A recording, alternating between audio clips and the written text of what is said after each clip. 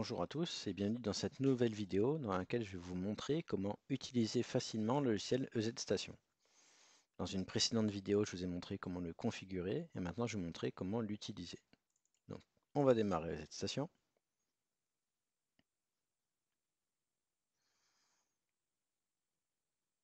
Donc, je vous laisserai ouvrir la vidéo sur l'ajout de matériel pour voir comment j'ai pu faire l'ajout des produits ici. Là, je vais vous montrer comment faire de la config dans EZ Station. Donc, première chose, c'est tout simplement les vues que j'ai volontairement montré d'une façon assez simpliste l'autre fois. Les vues en direct. Donc là, on voit que j'ai quelques vues qui sont proposées. Par exemple, je vais prendre le mode 9 caméras et j'ai envie d'afficher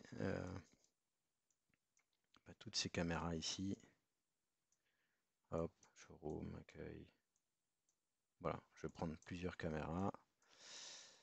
Hop, pas deux fois la même. Voilà. Et puis celle-ci. Bon, évidemment, EZ Station, il est fait pour pouvoir manipuler facilement un affichage simple avec 9, 8, 6, 20, toutes les vues qui sont proposées ici. Donc, là, je vais voir si j'ai envie d'annuler ce qui est en cours, je peux faire le bouton ici, qui permet de fermer toutes les fenêtres.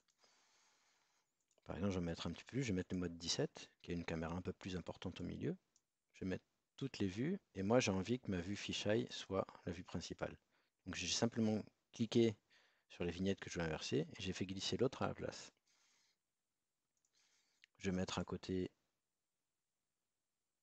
je sais pas, une autre caméra ici, voilà. Donc là, en faisant ça, j'ai mes vues. Les vues sont issues de deux enregistreurs différents. Ça me convient, j'aimerais bien sauvegarder ceci. Quand je veux sauvegarder la vue qui est en cours, j'ai le petit bouton qui est là. Sauvegarde. Donc je vais marquer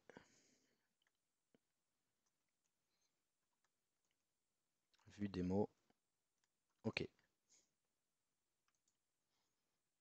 L'intérêt de sauvegarder ces vues, c'est quand on s'est embêté à faire une mise en page qui nous convient, on peut tout fermer, cliquer sur n'importe quoi, et on a envie de retrouver nos vues facilement.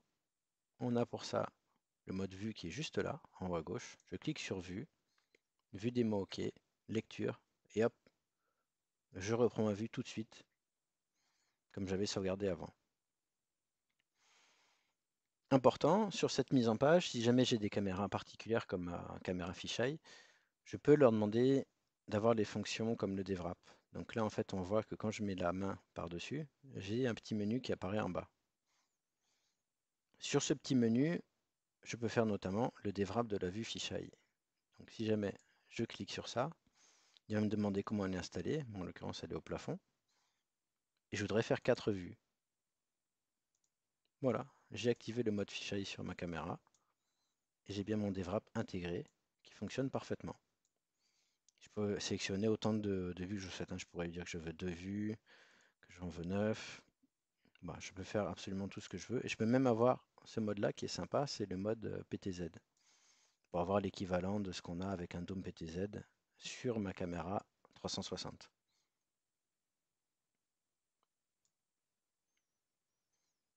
Je vais la remettre en vue normale.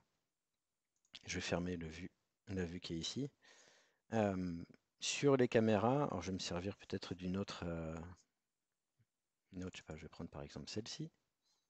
Je l'affiche en plein écran pour qu'on le voit un petit peu mieux. Ici, j'ai le mode zoom numérique. Donc le zoom numérique, comme on entend, c'est bien un grossissement des pixels. Mais si je veux aller voir une zone qui m'intéresse, je clique dessus. Et là où j'ai ma souris, je veux voir qu'est-ce qui se passe par exemple au pied de l'arbre là. Je mets ma souris au pied de l'arbre. Je zoome en appuyant sur la molette de la souris. En fait, je fais glisser ma molette et ça m'a permis d'aller zoomer sur une zone de l'image qui m'intéresse. Si j'ai envie d'aller voir ce qui se passe vers le portail, je mets la souris et ça va zoomer à l'endroit où j'ai la souris. Donc, vous pouvez activer le zoom numérique facilement en un clic quand vous voulez aller chercher une info qui vous intéresse. Autre chose qui pourrait être éventuellement sympa, je vais mettre par exemple Là, je vais laisser la vue comme ça, peut-être pour que tout soit un peu plus grand, je vais le mettre en vue par 9. Et puis, je sais pas, il s'est passé un événement ici, où là, et j'ai envie d'aller voir rapidement ce qui s'est passé. Quand on fait un clic droit sur l'image, j'ai beaucoup de choses qui sont me proposées, comme notamment hop, pardon, le fait qu'on peut désactiver les règles VCA. Hop, désolé, ma souris est très sensible. Les règles VCA, c'est par exemple sur cette caméra, j'ai mis une intrusion de périmètre. Donc le dessin de l'intrusion de périmètre apparaît ici. Si je fais un clic droit, je peux dire que je veux désactiver l'affichage. Bien sûr, la règle reste active sur la caméra. Je veux simplement pas voir le petit carré à l'écran, ça ne m'intéresse pas dans ce cas précis. Par contre, j'ai eu un événement qui m'a pas plu sur une caméra et j'ai envie d'aller rapidement dessus. Quand je fais un clic droit, ici, dans toutes les options qui sont proposées, j'en ai un qui s'appelle la lecture instantanée. Si j'active ça, en fait, j'ai une relecture de ma caméra qui s'effectue. Là, on peut voir par exemple 15h49, alors que sur les autres, je ne suis pas à la même heure. En fait, l'intérêt de faire ce mode-là, c'est que ça me permet d'avoir une relecture des dernières minutes sans quitter ma vue en direct. Je sais qu'on a beaucoup de clients qui se servent de cette fonction, notamment dans des stations-service quand il y a quelqu'un à une pompe qui, on va dire, oublie de payer son carburant et ils n'ont pas envie de quitter la vue en direct des autres caméras. Ce mode-là est fait pour ça. Et bien sûr, si je clique, je peux avancer dans le temps. Hop, je vais reprendre.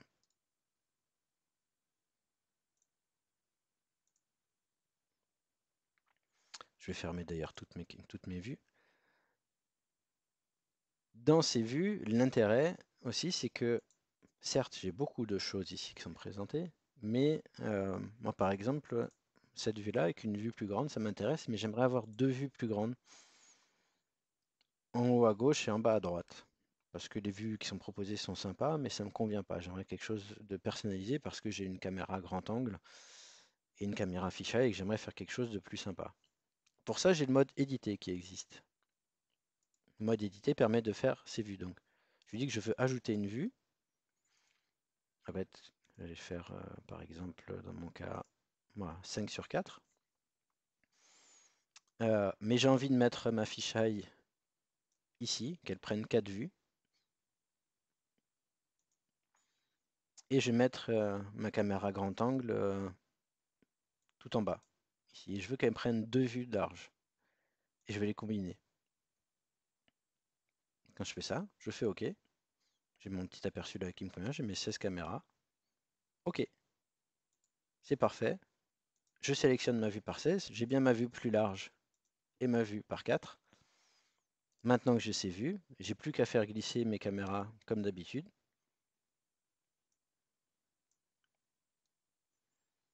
Je vais mettre ma fisheye dans ma vue comme ceci, ma caméra grand angle ici.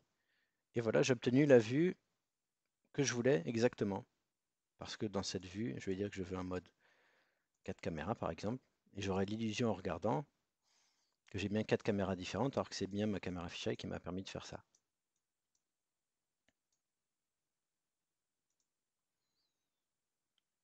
Et encore une fois, si je veux sauvegarder, je sauvegarde ma vue.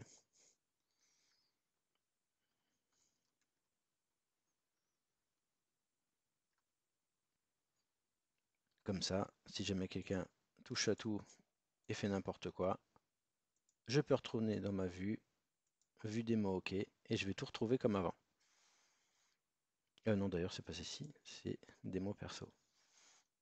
Voilà. La seule chose qui ne va pas se restaurer, parce que ça, il faut le faire à chaque fois, ce sont les vues de type fisheye, parce que c'est un clic qu'on fait après sur la vue. Donc, tout à l'heure, j'ai mis cette vue par 4.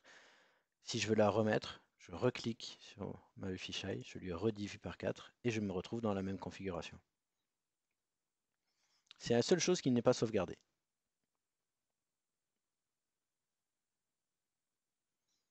Voilà. Si maintenant je quitte mes vues en direct, j'ai envie de faire une relecture sur mon produit, j'ai envie de relire les 4 caméras qui sont ici, par exemple, sur mon petit stocker 16 voix. Donc je sélectionne mes caméras, je sélectionne le jour, je prends hier par exemple. Je lance ma recherche. Le système va dialoguer avec mon NVR et m'afficher mes séquences vidéo.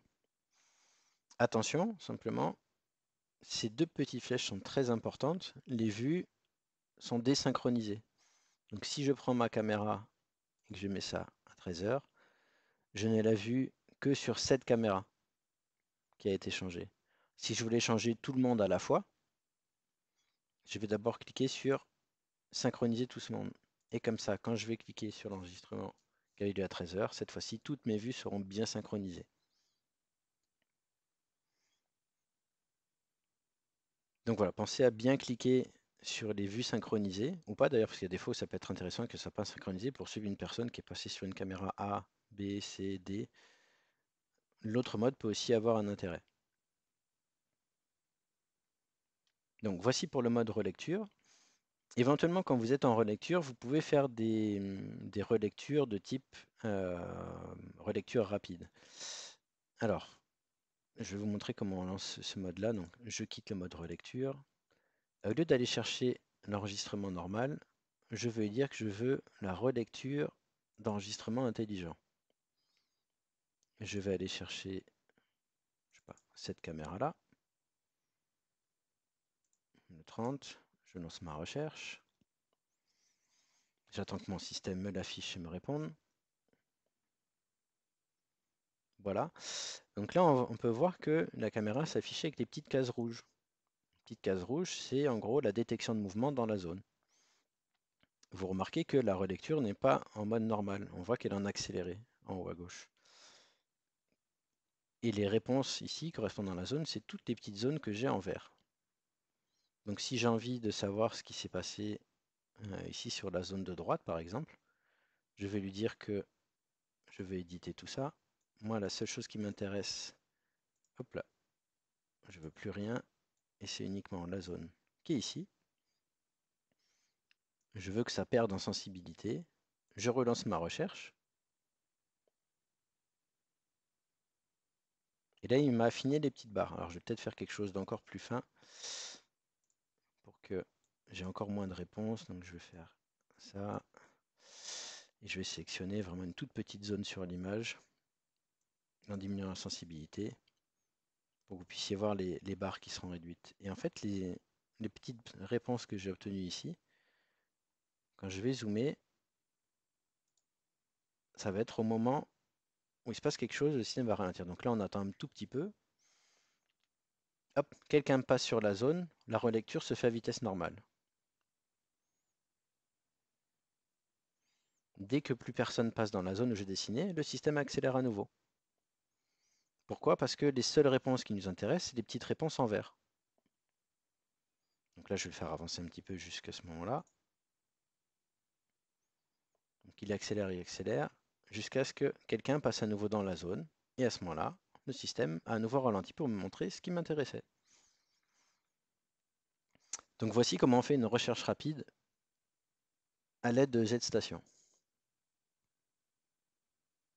Les autres types de recherche, type intrusion de périmètre et compagnie, on ne va pas les rechercher ici. Elles sont dans un menu qui est dédié. Donc comme on peut le voir ici, j'ai le menu standard. Je vais venir sur chacun des menus après. J'ai le mode intelligent, le mode VCA. Le mode de VCA, ce sont les recherches de comportement, les franchissements de lignes, les intrusions de périmètre. Donc c'est grâce à ce mode-là que je vais pouvoir aller lui demander qu'est-ce qui s'est passé sur ma caméra. Ici, il me propose plusieurs types d'intrusions. Je vais laisser tout. Je vais faire la recherche sur la caméra de tout à l'heure.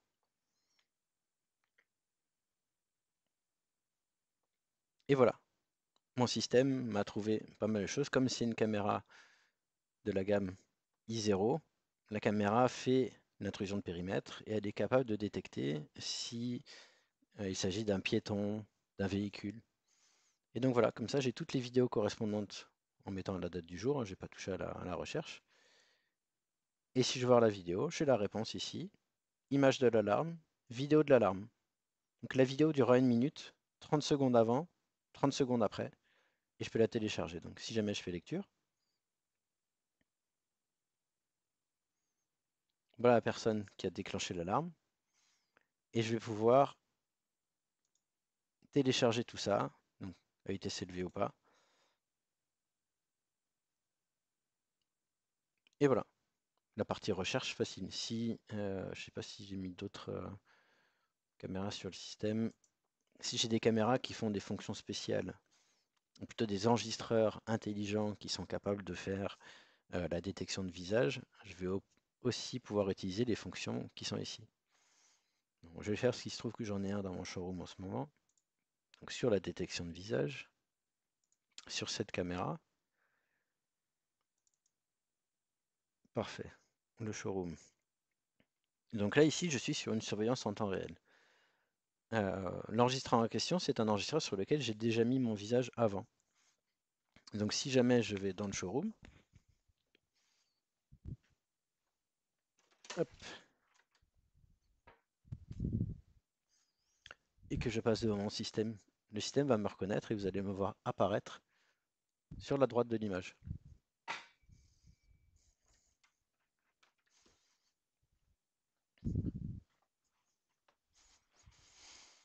Voilà, le système a bien reconnu.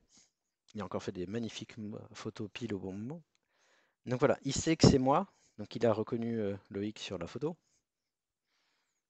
Et quand je dis ici, je pourrais éventuellement ajouter une personne. C'est à ça que sert le petit plus. On fait une recherche à partir de sa tête. Moi, je vais vous montrer cette fonction. Donc, cette recherche, cette magnifique photo. Voilà, je veux qu'il soit sûr à 80% des réponses. Et je souhaiterais qu'il cherche, tant qu'à faire, sur le bon enregistreur et la bonne caméra, voir si je suis déjà passé devant aujourd'hui.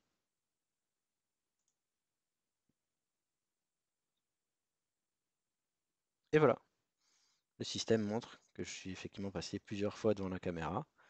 Il me propose à chaque fois la vidéo associée.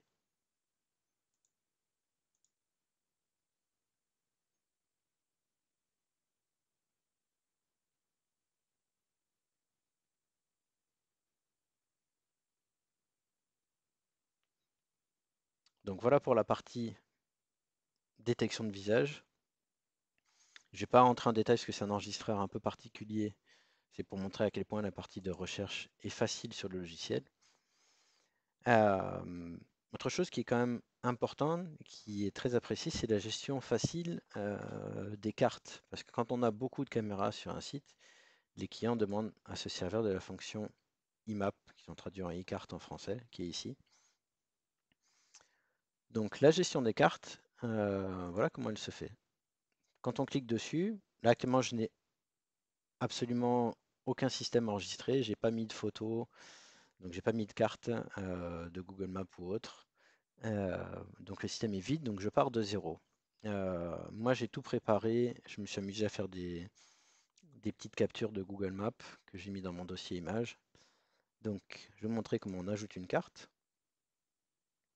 Donc je vais ajouter une image, je vais aller dans mes images, dans mon petit dossier map. Tiens, je vais partir de là. Je vais partir de la France. Ok. J'ai pas touché au nom. Je vais ajouter plusieurs cartes.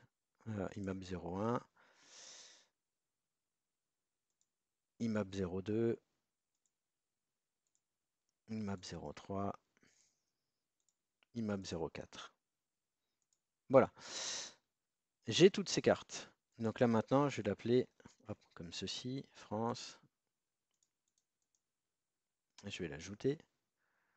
Donc là, j'ai ma carte de France qui a été ajoutée sur le côté.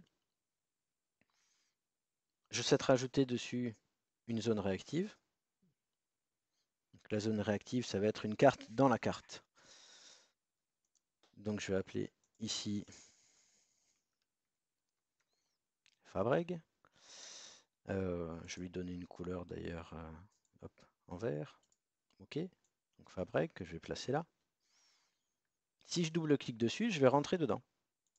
Je double-clique sur Fabreg.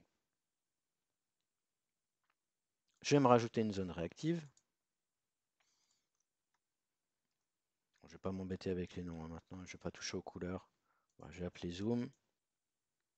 Hop, on est ici. Je double-clique.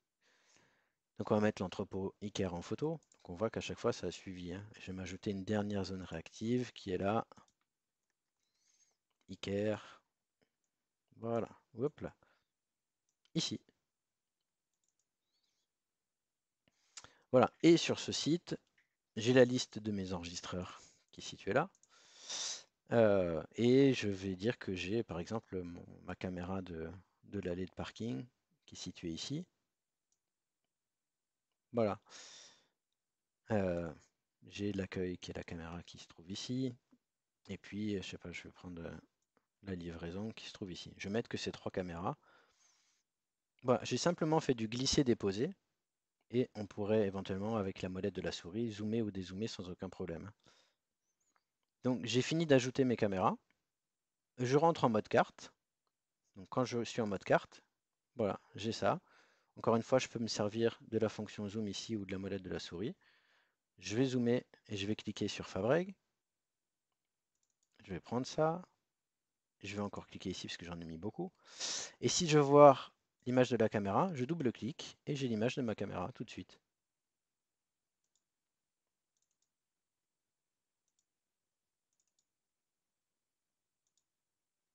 Voilà, c'est aussi simple que ça. Donc c'est vraiment du glisser-déposer de nos caméras sur le système. Et encore une fois, si jamais ça ne me convenait pas, je peux faire tous les réglages. Si jamais je voulais mettre une caméra en meilleure qualité, en plus grand, voilà, on fait absolument tout ce qu'on veut.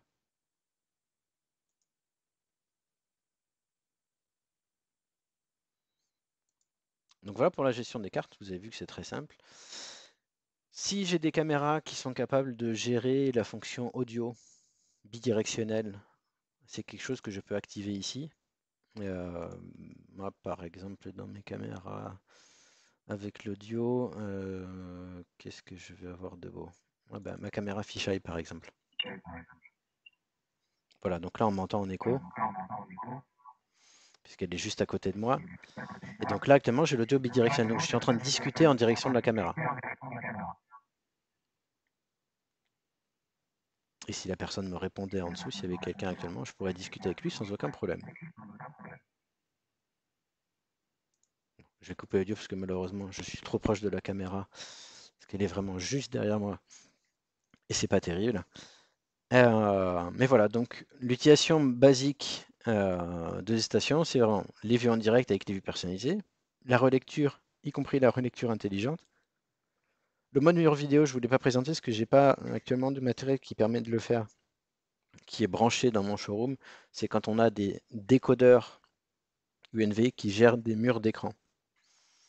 Donc exactement comme pour les vues en direct, en fait on place le décodeur et on met les caméras directement dessus. L'audio, bah, ça c'est pour dialoguer en direction d'une caméra. Le mode carte, c'est ce que je viens juste de vous montrer. Le comptage de personnes, c'est si vous avez activé la fonction comptage de personnes, en fait, ça vous permettra éventuellement d'avoir les statistiques et compagnie d'une caméra sur laquelle vous avez activé cette fonction. Les enregistrements d'alarme, c'est les rapports d'alarme de vos différents enregistreurs sur un site. Donc les détections de mouvement, les analyses de corps humain, les détections de véhicules, enfin, voilà, donc toutes les alarmes ainsi que l'historique se trouvent ici. La gestion des appareils, bah ça c'est ce que je vous ai montré déjà précédemment. Éventuellement, la seule chose que je ne vous ai pas montré, c'est que les appareils peuvent être sur le cloud. Si bien sûr vous êtes sur des appareils cloud, il faut appuyer sur connexion ici, donner vos identifiants cloud pour les retrouver automatiquement. Parce que l'intérêt de ces stations, c'est aussi qu'il est capable de faire du multisite.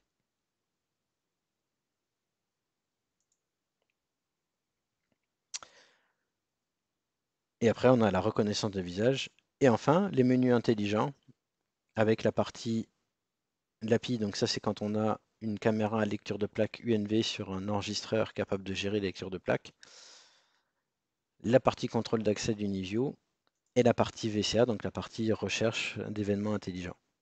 Donc là, par exemple, si je lui demande sur l'ensemble du site ce qui s'est passé, il va me montrer tous les événements de comportement, donc les personnes qui sont passées. Moi, quand je suis passé tout à l'heure devant la caméra pour la vidéo,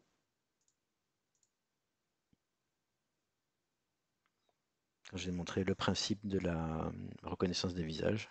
Et voilà.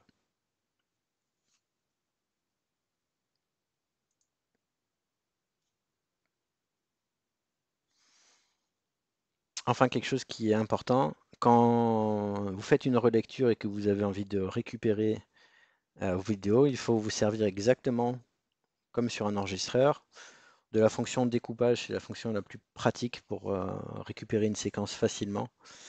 Regardez, donc je vais prendre une caméra, je vais aller chercher, celle-là décidément elle va bien me servir. Je vais faire ma petite recherche. J'ai envie de récupérer une séquence, alors je vais pas chercher un moment particulier, mais j'ai envie de récupérer la séquence qui est ici. Voilà, une personne en train de passer devant la caméra. Donc je vais regarder, je vais zoomer un petit peu sur quand est-ce que l'événement commence. C'est là. Donc 17h36. Quelques secondes, je vais juste attendre qu'il démarre. Et le petit coup de ciseau dont je parlais, il est ici. Donc j'attends pour que ça corresponde tout pile à mon événement. Voilà. Donc je vais dire que le petit coup de ciseau, je le mets là. J'ai la séquence avec personne qui m'intéresse.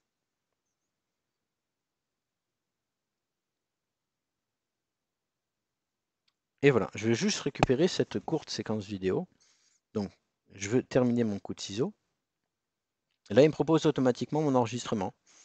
Je vais dire que j'ai envie de le télécharger à vitesse élevée. OK. Le téléchargement se fait, on voit que j'ai une petite icône, et ça y est, il est terminé. Si je fais afficher la tâche, il montre les événements en cours de téléchargement. Il n'y en a pas, puisque j'ai pris une toute petite séquence.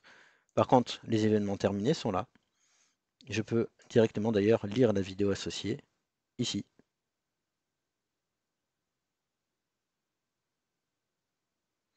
Et si j'ai envie de récupérer le fichier pour le copier-coller sur une clé USB, c'est tout aussi simple. J'ai accès ici au dossier. Hop là, j'ai plus qu'à faire copier-coller sur le support de mon choix.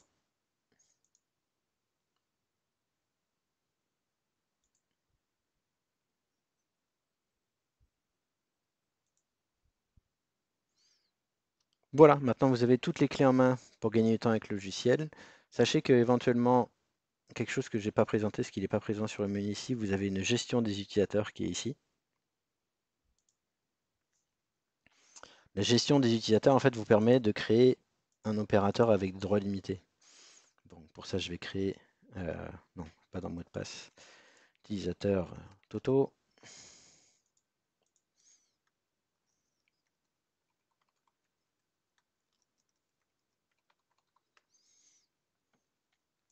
Voilà. Et en fait, l'intérêt de créer des utilisateurs avec des droits limités, c'est que j'ai envie que cette personne n'ait accès qu'à la caméra du showroom, voilà, qu'à ces 4 caméras par exemple. Il n'y a aucune autre pour la vue en direct. Je veux qu'en mode contrôle PTZ, il accède à rien. D'ailleurs, je ne veux pas qu'il touche à quoi que ce soit d'autre. Je ne veux pas qu'il touche à la configuration de l'appareil. La vue en direct, ça me suffit. Très bien. Je veux qu'il ait le droit de faire absolument rien d'autre que la lecture en direct exclusivement de ces 4 caméras. Donc, j'ajoute. Très bien, j'ai mon opérateur Toto. Ici, éventuellement, pour gagner du temps, je peux cliquer sur le petit bonhomme qui est là. Ça me permet de changer d'utilisateur. Je vais passer sur Toto.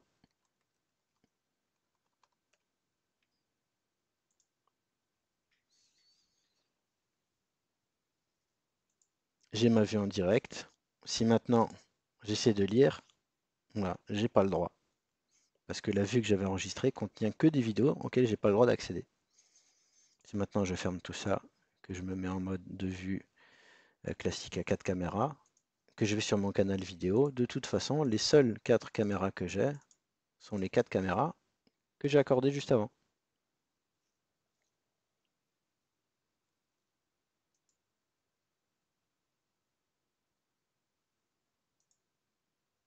Si maintenant je veux faire ma relecture, ben, j'ai autorisé absolument rien pour la relecture, j'ai donné que la vue en direct. La personne ne peut pas aller voir.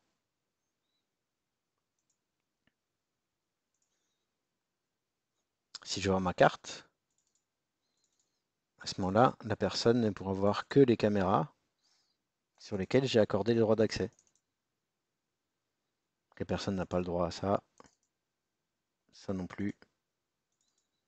Et celle-ci non plus. Voilà, donc la gestion des droits est bien OK. Maintenant, je veux retourner sur mon mode non limité parce que ça ne me convient pas. Et je veux faire plus de paramétrage. Je peux revenir ici. Dernière chose pour en finir avec cette vidéo, ce qui pourrait éventuellement vous servir, ce sont les ressources de séquence. Donc les ressources de séquence, c'est les caméras qui vont passer les unes à la suite des autres sur une vignette. Donc par exemple, j'ai envie d'ajouter technique livraison, et puis l'étage avec un intervalle de 5 secondes entre chacune.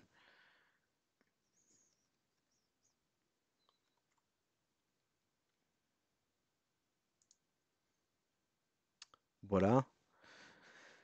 L'ordre me convient. Sur le flux 2, ça sera largement suffisant. OK. Donc j'ai ma petite ressource de séquence avec mes 3 caméras que j'ai sélectionnées.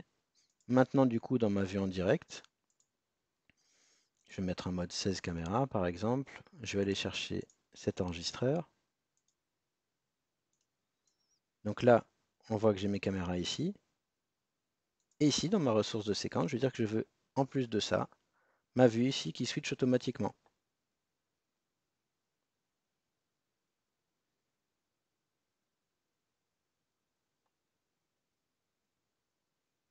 Voilà.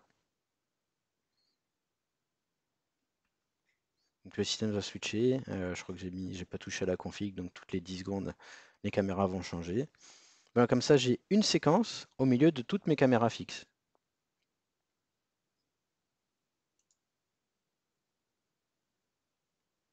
Voilà, c'est la fin pour cette vidéo. Si jamais vous avez des questions, encore une fois, n'hésitez pas à nous contacter par email, éventuellement directement depuis la chaîne YouTube. Au revoir.